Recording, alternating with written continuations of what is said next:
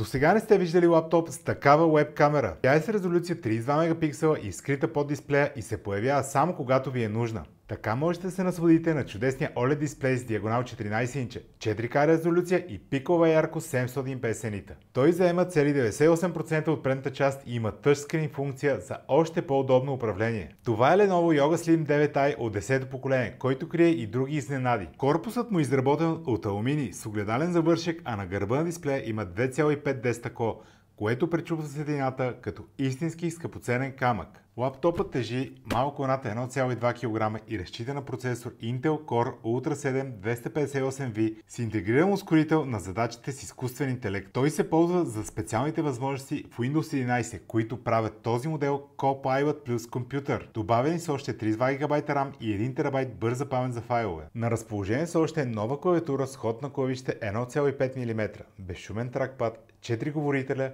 и 4 микрофона с технология за шумопотискане.